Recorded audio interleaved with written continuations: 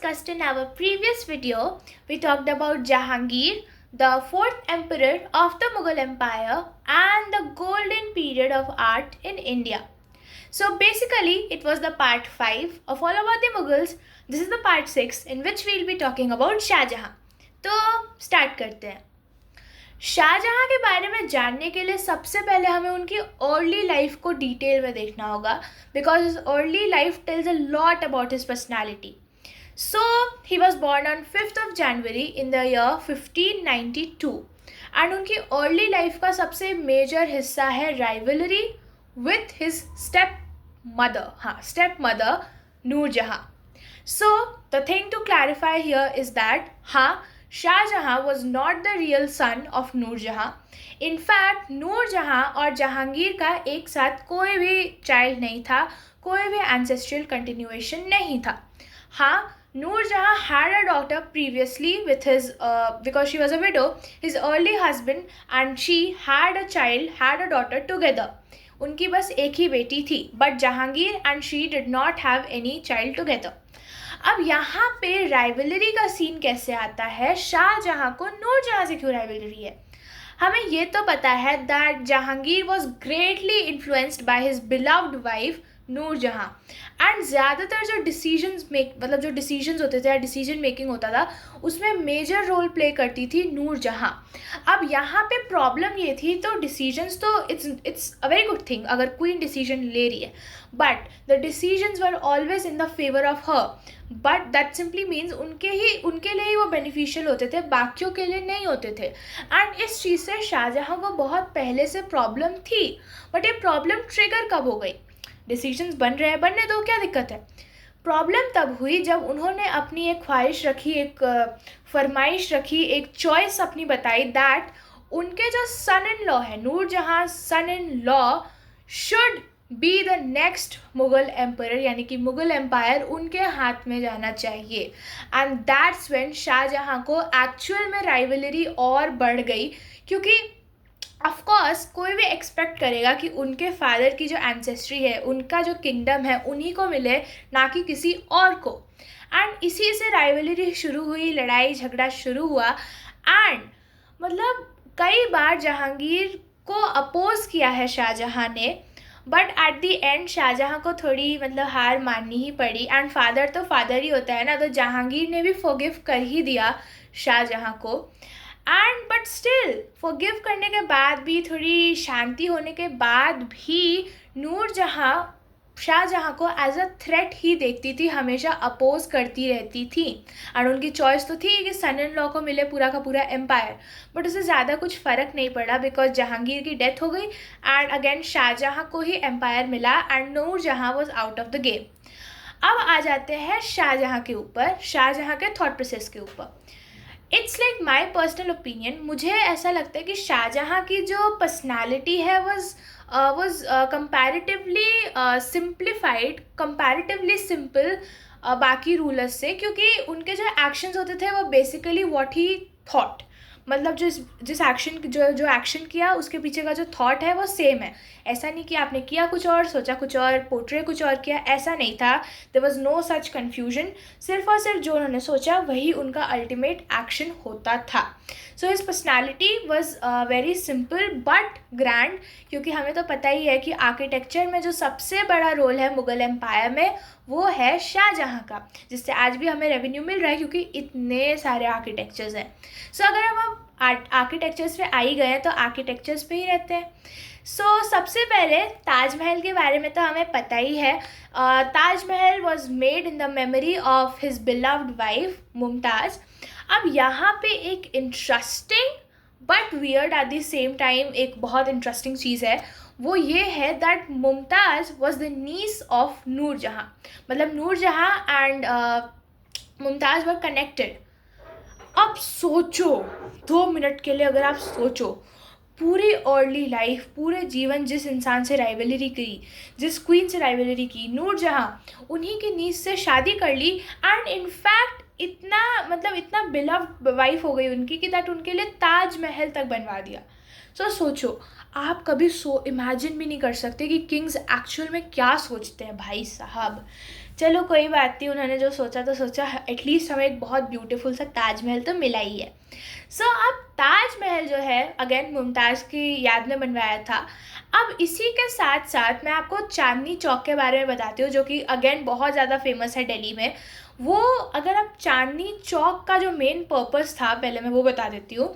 Main purpose was for his beloved daughter. उन्होंने अपनी daughter के लिए बनवाया था, because again he loved his wife Mumtaz and he loved his daughter again. So उनके लिए, मतलब वाइफ के लिए और डॉटर के लिए रिस्पेक्टिवली अलग अलग चीज़ें। Chandni Chowk for his daughter and Taj Mahal we know about it for his wife. अब जब आप चांदनी चौक सुनते हो तो कुछ कनेक्शन लगता है ना मून के साथ, चांद के साथ, मून लाइट के साथ। सो हाँ, अगर आपको ऐसा लगता है तो it's very very correct, because उसमें एक बहुत साइंटिफिक रीज़न है उस चीज़ का। अब हम सोशल साइंस पढ़ रहे हैं तो उसमें थोड़ी सी ज़्यादा साइंस लगा के बात करते हैं। अब चांदनी चौक को चांदनी चौक कहते क्यों हैं? बिकॉज अब तो इतना पोल्यूशन है, चांद दिख जाए वही बहुत बड़ी बात है, बट उस टाइम पे मून का एक बहुत सिग्निफिकेंट रोल होता था हर एक इंसान की लाइफ में, इवन शाहजहाँ। तो जहाँ पे चांदनी चौक था वहाँ पे बहुत सारे कैनाल्स थे। कैनाल्स यानी कि नहरें। अब we know water is a reflecting surface. Reflecting surface मतलब आपका, मतलब अगर आप कभी पानी में देखो तो आपका चेहरा रिफ्लेक्ट होता है। इट मीन्स कि वो आपके चेहरे की एक इमेज बनती है। सेम वे अगर मून सेंटर पॉइंट पे है एंड बहुत सारी अगर नहरें हैं, बहुत से कैनाल्स हैं, तो रिस्पेक्टिवली एक एक नहर में आप वो चांद की जो है रिफ्लेक्शन बनेगी, which means so many reflections, so many moons. Again moon ही मान लो यार, रिफ्लेक्शन है तो मून ही मान लो। तो इतने सारे रिफ्लेक्शंस होती थी, इसलिए उसको चांदनी चौक का मतलब नाम दिया गया, क्योंकि again it was full of the beautiful moon light and the reflection of the moon. दूसरा, ये तो हो गई चांदनी चौक जिसमें नाम ही में चांद आता है, बट ताजमहल का भी कनेक्शन है मून लाइट से। वो कैसे? Taj Mahal is on the side of Yamuna, वो यमुना के बहुत पास है। अब उसमें चांद जो है वो यमुना में रिफ्लेक्ट होता है एंड वो नज़ारा इतना ब्यूटीफुल होता है। ताजमहल, वाइट ब्यूटीफुल ताजमहल, उसके साथ वो मून एंड मून की reflection. So we can see that moon played a very significant role in both Chandni Chowk and Taj Mahal. उनकी दोनों चांद सी वाइफ एंड डॉटर, उनके लिए उन्होंने चांद से ओरिएंटेड एंड चांद इन्फ्लुएंस्ड ही चीज़ें बनवाई। सो ये तो हो गई चांदनी चौक और ताजमहल की बात। ताजमहल का जो स्ट्रक्चर है, द मेकिंग है, उसकी अपनी एक अलग हिस्ट्री है जिसके बारे में मैं अभी नहीं बताऊंगी, मैं अपने दूसरे वीडियो में बताऊंगी। सारा का सारा क्लाइमैक्स, सारा का सारा स्पॉइलर, सारा का सारा टीज़र अभी देने से कोई बेनिफिट नहीं होगा। So coming back to the topic, Taj Mahal, Chandni Chowk. उसके बाद we know about Jama Masjid. Jama Masjid जो है वो दिल्ली में है and it's the biggest mosque in the whole India. उसके बाद we have red fort of Delhi, जिसको हम लाल किला भी कहते हैं, जहाँ पे हर साल इंडिपेंडेंस डे सेलिब्रेट किया जाता है। वो एक यूनेस्को वर्ल्ड हेरिटेज भी है and was made by Shahjahan.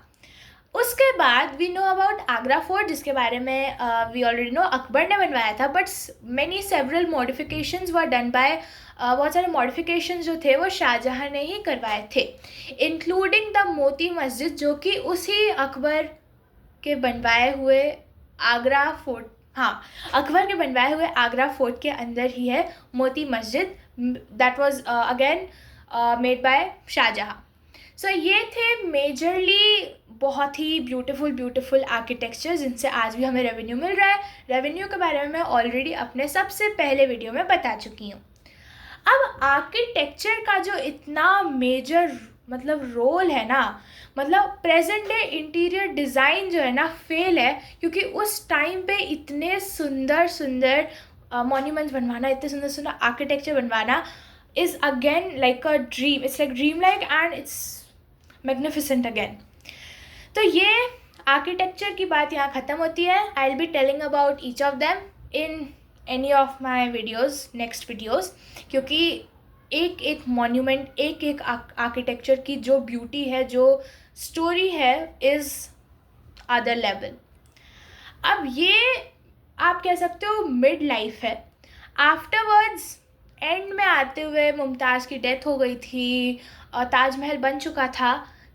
यहाँ पे राइज होता है औरंगज़ेब का, none other than Aurangzeb, a very cruel personality, very very negative personality. अब ये जो थे हर चीज़ को एक नेगेटिव साइड पे ही लेके गए हैं, यहाँ तक कि मुग़ल एम्पायर की भी जो नेगेटिव साइड्स हैं ना, वो ज़्यादा is because of Aurangzeb only. अब औरंगज़ेब क्या करते हैं, डिफ़ीट कर देते हैं अभी अपने सभी भाइयों को, क्योंकि उनको चाहिए होता है एम्पायर बहुत ईगरली, एंड शाहजहाँ को डाल देते हैं जेल में। Imagine how brutal again. And Shahjahan had to spend his last days in a prison watching the Taj Mahal. मतलब उनका बनवाया हुआ ताजमहल, सब कुछ उनका इस्टेब्लिश्ड, मतलब इस्टेब्लिशमेंट में उनका भी तो हाथ है ना। एंड इतना वेल इस्टेब्लिश्ड एम्पायर बनाने के बाद he is in the prison and Aurangzeb is in power. And इसके बाद एक बहुत नेगेटिव साइड पे but at the same time strength की साइड पे चला जाता है मुग़ल एम्पायर, एंड वहीं शाहजहाँ की हो जाती है डेथ।